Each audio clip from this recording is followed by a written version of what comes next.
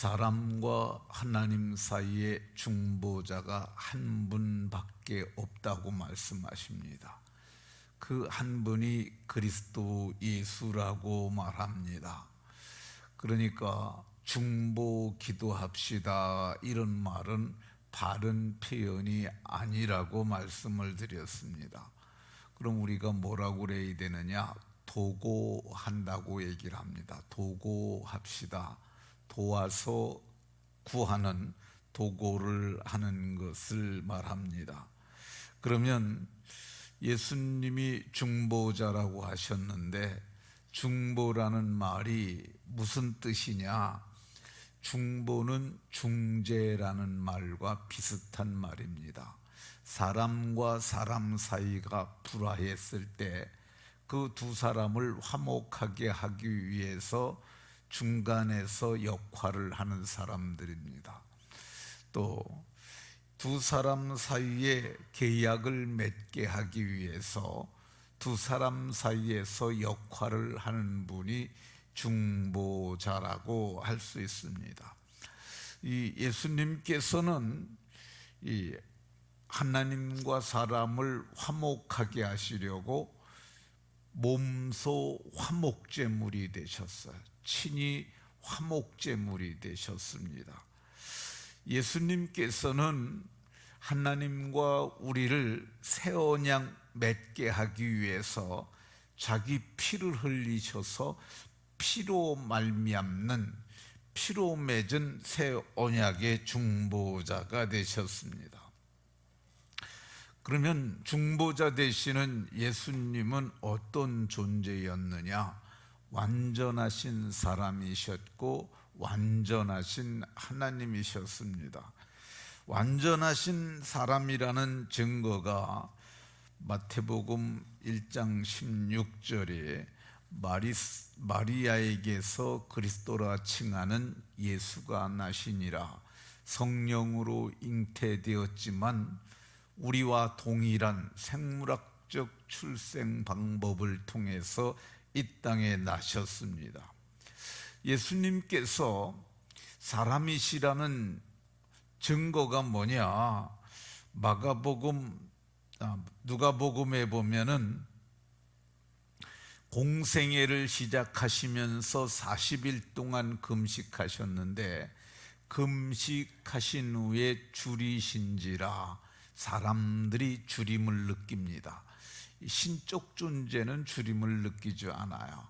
근데 완전하신 사람이시기에 줄임을 느끼셨고요. 예수님이 사람으로 오신 증거가 뭐냐? 마가복음 4장 38절에 보면 예수께서 고물에서 베개를 베고 주무시더라 그랬는데, 고물은 배 뒤편을 고물이라고 그러는데, 그러니까 배에서 벽에를 베고 피곤하셔서 주무셨던 것 볼 수 있습니다. 예수님께서는 이 사람으로 오셨기에 십자가에서 목마르다 하셨고, 예수님께서는 사람으로 오셨기에 십자가에서 인간이 죽는 것과 같은 방법으로 숨지셨습니다. 예수님을 공생애를 두고 히브리서 4장 15절에는 모든 일에 우리와 똑같이 시험을 받으신 이로되 죄는 없으시니라. 이 죄를 가지고 태어나셨다라면 흠 있는 제물이 되기 때문에 대속하실 수 없어요. 그래서 사람이 우리는 그걸 부정모혈이라고 그러는데, 이 사람, 그래서 아버지의 아버지의 정과 어머니의 피로 출생하는 건데, 우리는 인간들은 다 그렇게 출생하는데, 예수님께서는 성령으로 잉태되어서 마리아로 말미암아 출생하셨는데, 예수님은 그래서 온전하신 사람이므로 온전하신 대속하실 수 있는 그런 분이셨기 때문에 오늘 6절에서는 모든 사람을 위하여 자기를 대속물로 주셨는데 이거는 정해진 때 기약이 이르러 주신 증거라고 이렇게 말씀합니다. 그러니까 예수님이 완전하신 사람이시기 때문에 자기를 우리를 위한 대속의 제물이 되실 수 있었고, 그분께서 우리를 위하여 대속하셨으므로 우리는 속량 곧 죄사함을 받게 됐는 줄로 믿으시기 바랍니다. 예수님께서 어떻게 중재자가 되실 수 있느냐? 예수님은 완전하신 하나님이시기 때문에 중보자가 되실 수 있습니다. 예수님이 완전하신 하나님이시라는 증거는 빌립보서 2장 6절에 보면 그는 근본 하나님의 본체셨다고 말씀합니다. 그는 근본 하나님의 본체시니까 예수님은 근본이 하나님의 본체시니 그분은 완전하신 하나님이셨습니다. 예수님께서 사람으로 오셔서 공생애를 사시는 동안 보통 사람이 할 수 없는 기사와 이적을 행하셨어요. 물을 포도주로 만드신 일, 갈릴리 가나에서 있던 일이죠. 또 나병 환자를 고치신 일, 죽은 자를 3명이나 예수님이 살리셨어요. 나사로는 죽어서 나흘이나 됐고 냄새가 나는 부패가 진행된 사람이었는데도 불구하고 예수님께서 그를 살리셨어요. 그러나 그걸 가지고 예수님이 하나님이시라고 말하는 것은 전 무리가 있다고 생각합니다. 왜 그러냐면은 사람들 가운데서 각종 이적을 행하고 죽은 자를 살리는 사람이 여럿이 있습니다. 엘리야도 그랬죠. 엘리야도 살렸고 죽은 자를 살렸고, 엘리사도 살렸고, 또 베드로도 다비다가 죽었는데 그 죽은 다비다를 살렸고, 바울 사도도 죽은 자를 살린 기록의 성경이 있습니다. 그러면 예수 그리스도가 한 완전하신 하나님이라는 증거가 뭐냐? 저는 예수님의 말씀에 있다고 봅니다. 요한복음 5장 17절에 예수님께서 내 아버지께서 이제까지 일하니 나도 일한다 이렇게 말씀하셨어요. 그러니까 유대인들이 예수님을 죽이려고 했어요. 왜 그러냐면 하나님을 자기 친아버지라 부름으로, 자기 친아버지라고 부름으로 하나님과 자기를 동등되게 삼았다고 얘기를 합니다. 그러니까 우리는 이 아버지와 아들은 아버지가 위에 계신 분이고 아들은 밑에 있는 개념이에요. 그런데 히브리 사람들은 생각하기에 아버지와 아들이 동격이에요. 왜 동격이냐면 아들이 또 아버지가 되기 때문에 그렇다고 그럽니다. 근데 이 하나님을 친아버지라고 얘기를 했는데 이걸 저들은 용납할 수가 없었어요. 왜 그러냐면 자기가 하나님의 친아들이라고 그러고 하나님이 친아버지라고 그래서 그걸 동격으로 했기 때문에 그렇습니다.